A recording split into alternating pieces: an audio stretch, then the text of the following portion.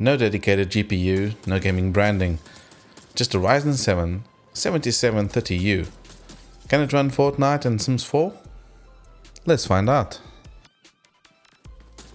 Here is Fortnite at 1080p on low, running in performance mode. Before diving deeper, let's break down the hardware.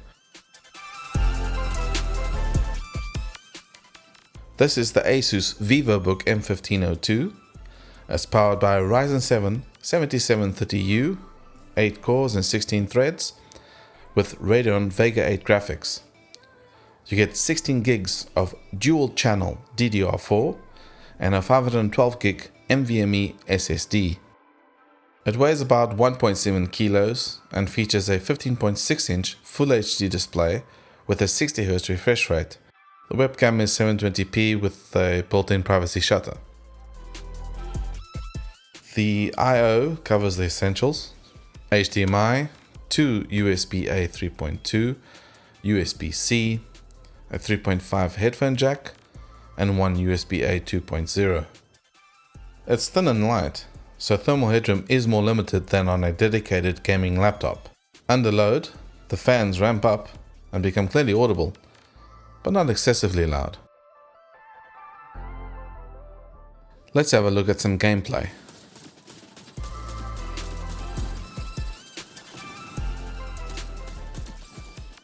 The game defaults to performance mode with a 60 FPS cap and VSync disabled. View distance, textures and meshes are all set to low. At 1080p, we're averaging around 60 frames per second, with occasional dips to roughly 40 FPS during heavier combat. It's definitely playable, but you can feel the hardware starting to struggle.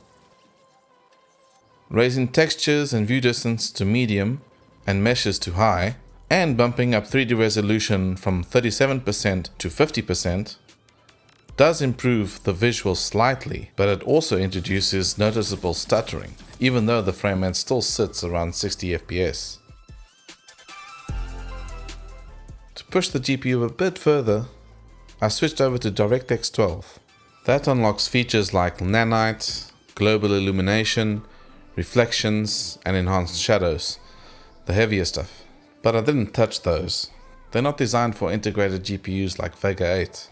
Instead, I focused on pushing resolution and quality settings within reasonable limits.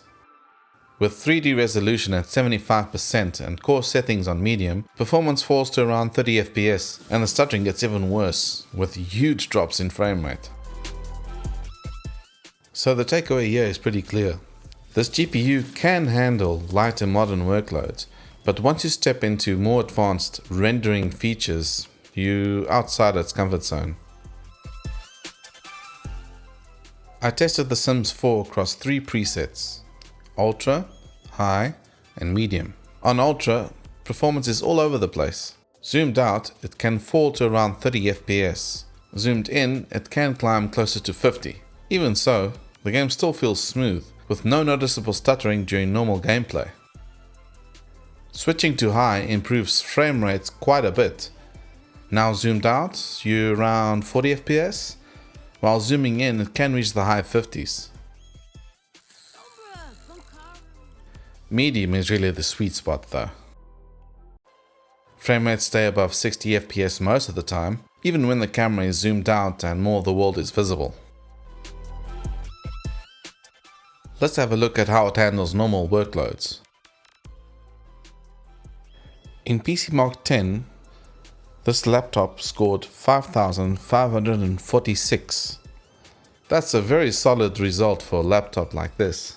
So for web browsing, office work, video calls and multitasking, there's plenty of headroom here. And if there's a limitation here, it's not the processor, it's the integrated graphics. So to get a clearer picture of what this laptop's graphics are capable of, I ran a few 3DMark benchmarks. First up is TimeSpy, which focuses on modern DirectX 12 workloads. Here the laptop scored 1237. TimeSpy produces a combined score from both the GPU and CPU tests. But in a system like this, the integrated graphics are doing most of the limiting. And this lines up perfectly with what we saw in Fortnite. Stable on low settings, but performance drops as scenes become more complex. Next up is Steel Nomad Lite, which applies a heavier modern rendering workload.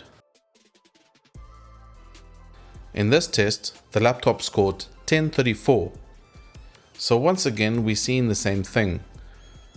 Lighter workloads run fine, but the integrated graphics start to struggle when things get heavier. Finally, the full Steel Nomad test pushes the GPU even harder, and the score drops to 177.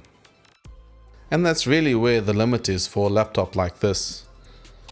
Modern AAA games at 1080p are simply too demanding, but for lighter titles and esports games, the hardware still holds up reasonably well. After about an hour of Fortnite, the fans ramp up a bit, but never get too loud. It's not perfectly smooth all the time, and higher settings definitely introduce dips and stutter. But with the right settings, the experience stays very playable. Given the time spy score, and what we saw in Fortnite, esports titles like Valorant, League of Legends, Rocket League, and even Counter-Strike 2 should run comfortably at low settings. So let's wrap this up. On the CPU side, there's plenty of headroom for everyday work like browsing, office tasks, video calls, and multitasking. The Ryzen 7 7730U handles everyday work exactly the way you'd expect for a modern laptop CPU. On the graphics side, this is very much an esports level integrated GPU. Fortnite is playable at 1080p on low in performance mode. The Sims 4 runs comfortably on high and even better on medium. But once you move into modern AAA games, you start to hit the limits of this hardware. So is this strictly a work laptop? No. Is this a true gaming laptop? Also no. It sits right in the middle. A solid everyday laptop that can handle casual esports and lighter titles like The Sims. If you're a student or a casual gamer who jumps into Fortnite or The Sims now and then, this kind of setup makes a lot of sense. If you want high refresh rate competitive gaming or modern AAA visuals, you'll need a dedicated GPU. If this breakdown helped you decide, leave a like. It genuinely helps the channel. And if there's another laptop or GPU you'd like to see tested, let me know in the comments. This is Ctrl Shift Reboot. I'll see you in the next one.